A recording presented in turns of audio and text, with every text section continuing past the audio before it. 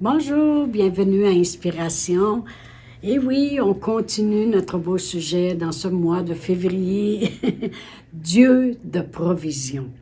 Eh bien, on a vu dans notre deuxième capsule qu'on ne peut pas figurer Dieu, que Dieu a sa façon de travailler et justement, en ne sachant pas qui va utiliser, quoi qu'il va utiliser, comment il va faire ça, mais c'est nos yeux, on les garde sur lui, on n'essaie pas de le figurer. Amen. Il agit toujours de façon inattendue.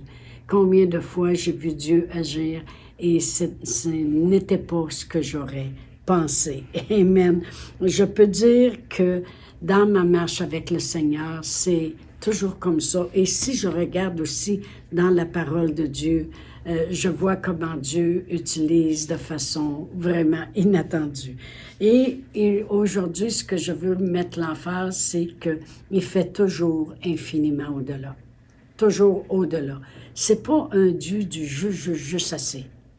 Comme j'ai dit dans ma première capsule, Dieu ne veut pas qu'on vive dans la pauvreté, puis il ne veut pas qu'on vive juste assez.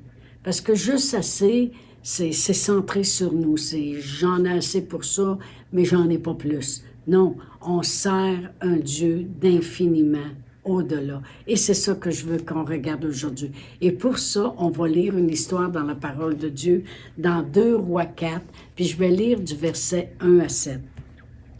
Ça dit, une femme d'entre les femmes des fils des prophètes cria à Élisée en disant, « Ton serviteur, mon mari, est mort, et tu sais que ton serviteur craignait l'Éternel. » Alors elle sait que ce prophète-là, il connaissait son mari, et qu'il le sait que ce serviteur craignait l'Éternel.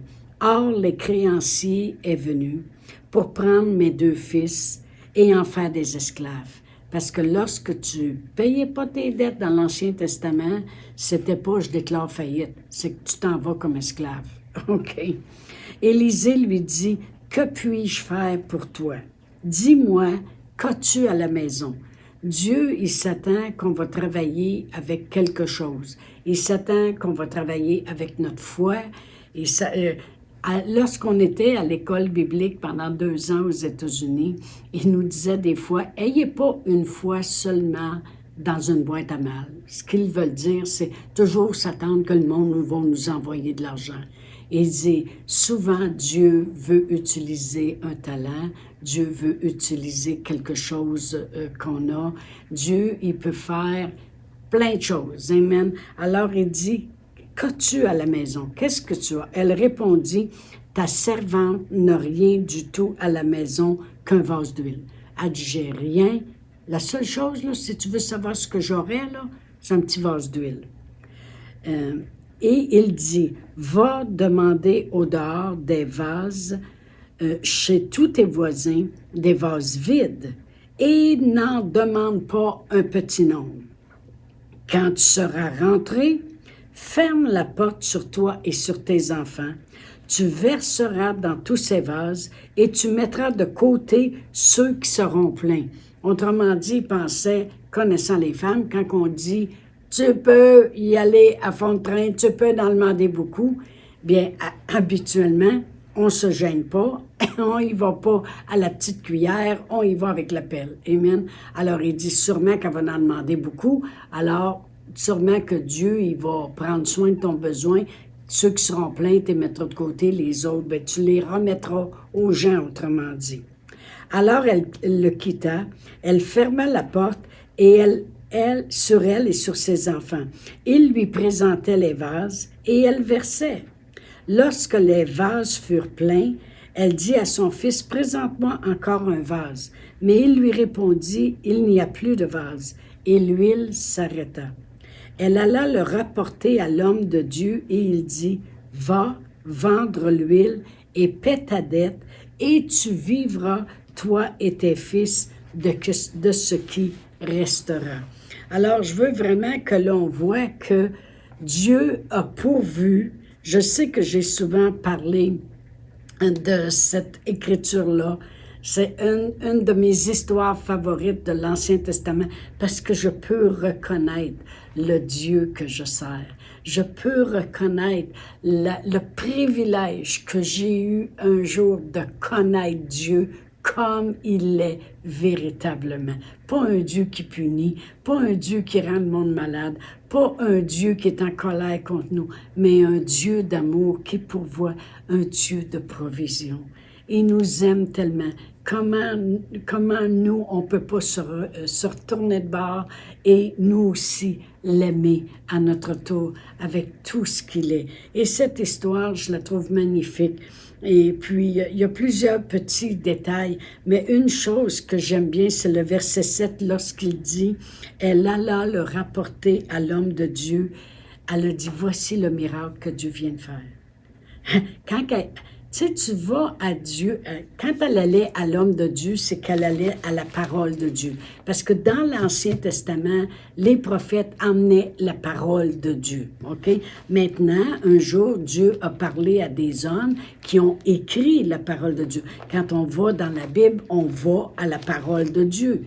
Alors, elle est allée lui dire son problème, elle est capable d'aller lui dire son miracle. Ça, c'est un autre enseignement qu'on pourrait s'en aller là-dedans.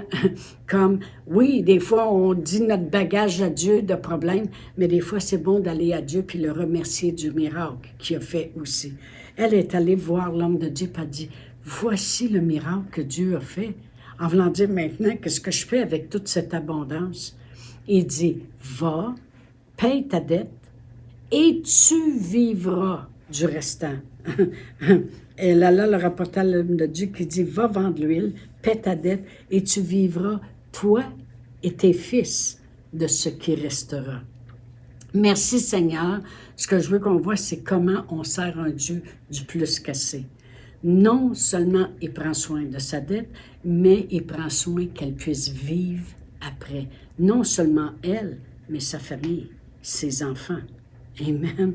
Bien, moi, ça me faisait remarquer ceci.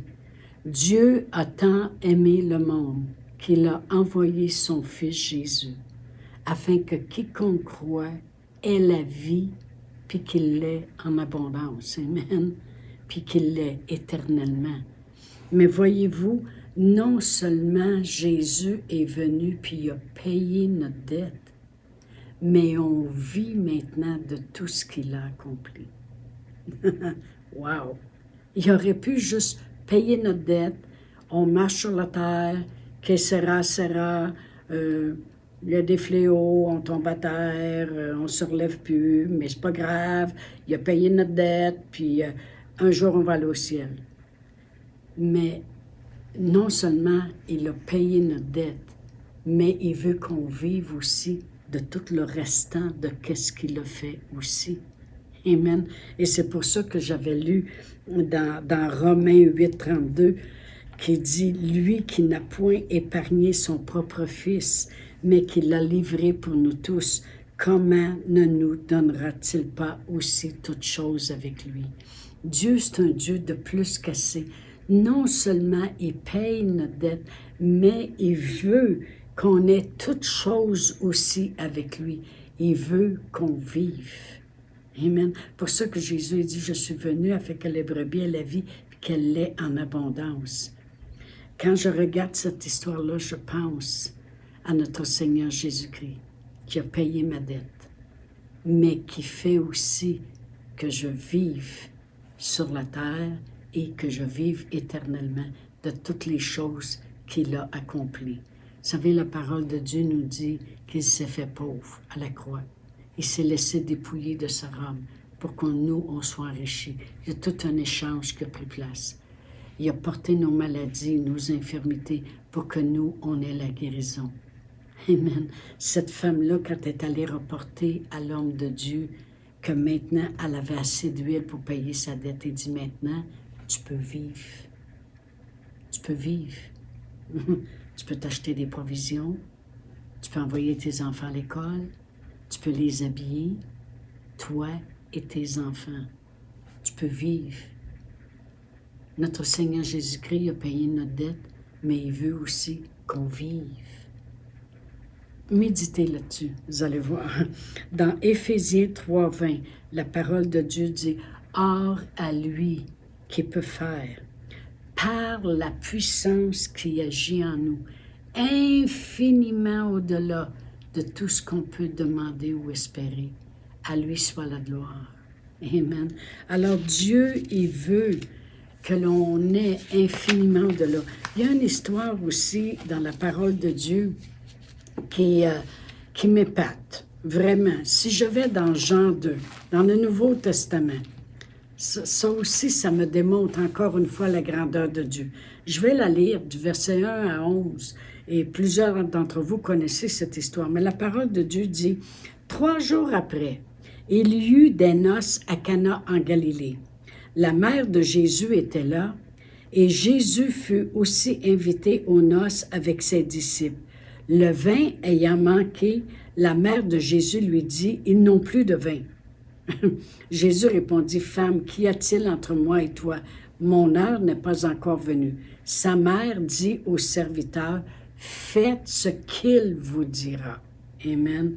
Or, il y avait là 6 vases de pierre destinés à la purification des Juifs et contenant chacun 2-3 mesures.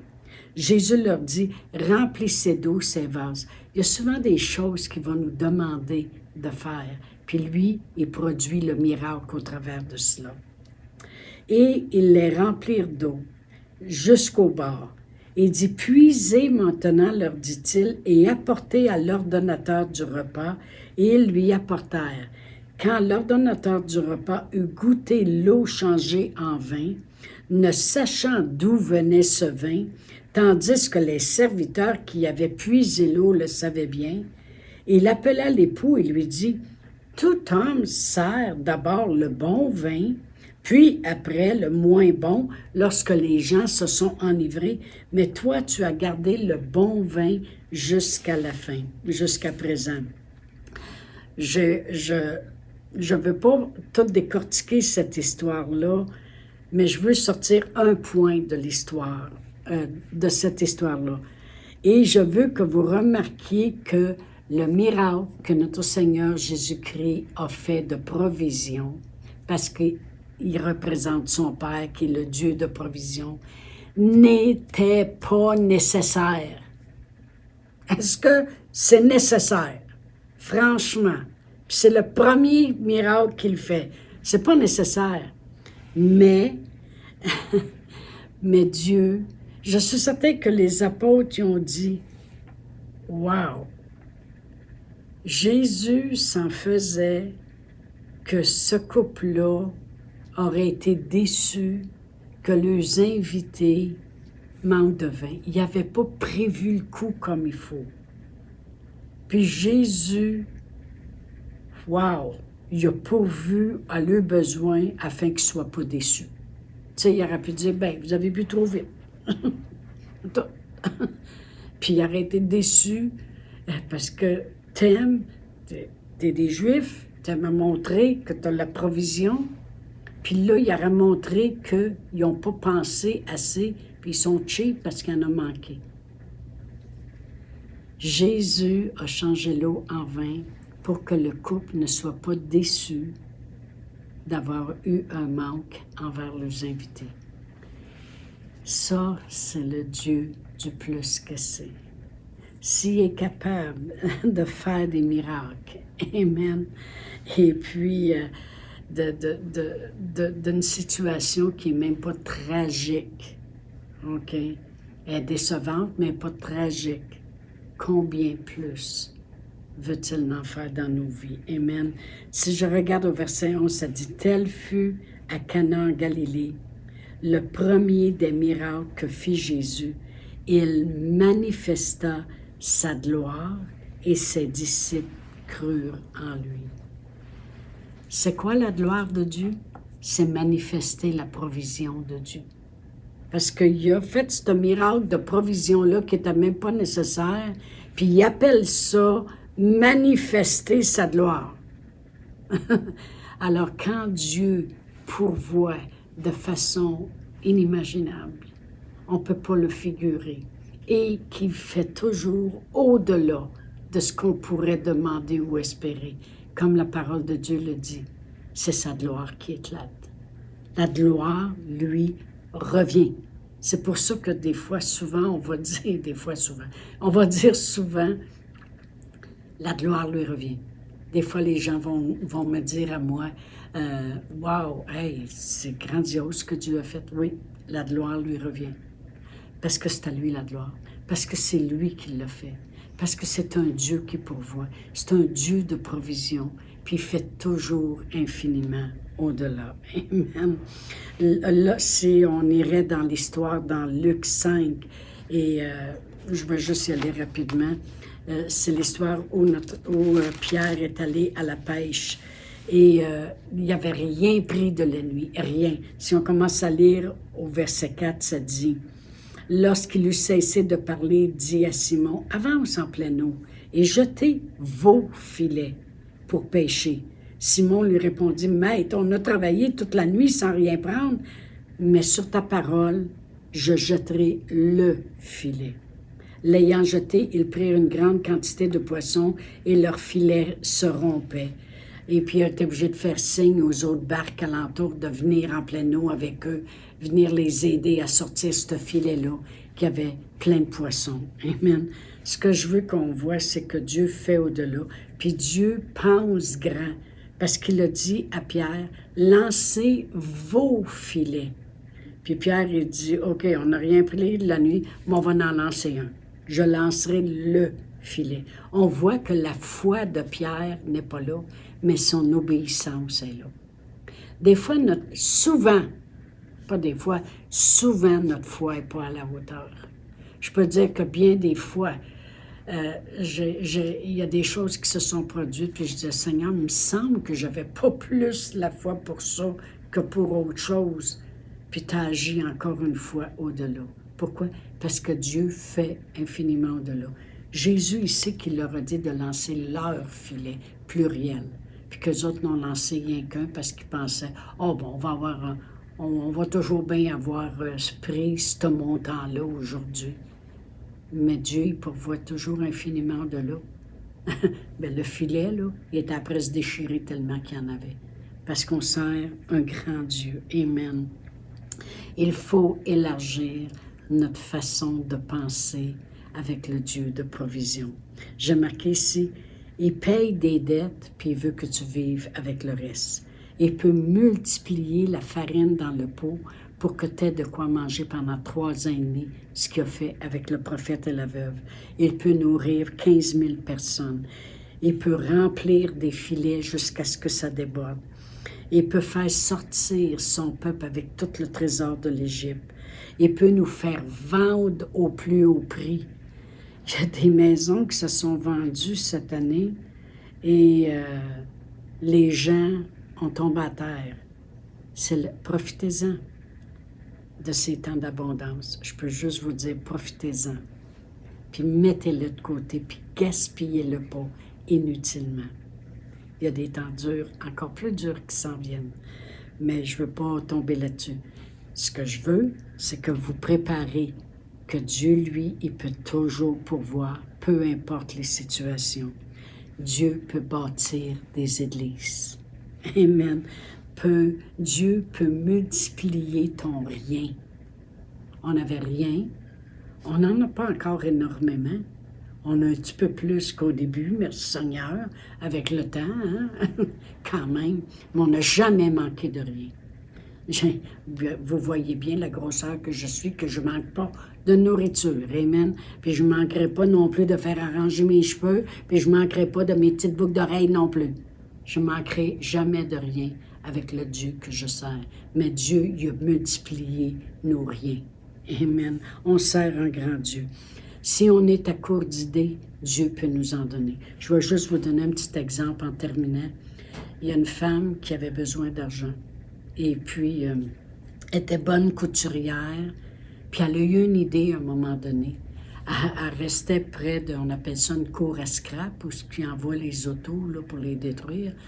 Et puis, elle s'est dit à un moment donné, « Hey, ces autos-là qui vont détruire, là, il y a bien des sièges qui sont en cuir. » Fait qu'elle a pensé dans sa tête, « Je vais aller là, puis m'a demandé la permission si je peux prendre les morceaux de cuir qu'il y a en arrière du siège. Habituellement, il n'est pas magané. Elle s'est mise à aller là. Ils ont dit, bon, faites ce que vous voulez, l'auto, on va l'écraser tantôt, on va la détruire. Elle a coupé des grands morceaux de cuir, des grands morceaux de cuir, de tous les sièges qui étaient en cuir. Elle s'est mise à faire des bourses, des portefeuilles, des sacs. Et puis, elle a vendu ça, puis elle s'est mise à faire beaucoup d'argent avec quelque chose qui ne lui coûtait rien au départ. Puis elle a seulement inventé, puis elle a réussi à aller chercher un montant d'argent qu'elle avait besoin. Dieu n'est pas à court d'idées, c'est le Créateur. On peut prier le Créateur, puis il va nous en donner des idées. Mais tout ce qui s'attend, c'est que c'est le Dieu qui pourvoit. On ne peut pas le figurer, puis il fait toujours infiniment au-delà. Alors je vous dis à la prochaine, et puis on finalisera notre beau sujet. Au revoir. Chantal Paulus est avec vous tous les jours du lundi au vendredi sur Facebook et YouTube. Vous pouvez écrire à Chantal en privé sur Messenger. Si vous avez manqué une capsule, retrouvez-la sur la section vidéo de Facebook ou sur YouTube si vous désirez faire un don par Interac. Voici l'adresse courriel capsule.inspiration au pluriel @gmail.com. Le mot de passe est inspiration au pluriel. Vous pouvez aussi faire un don par www.eslr.org/DONS. Veuillez indiquer en mémo Capsule Inspiration.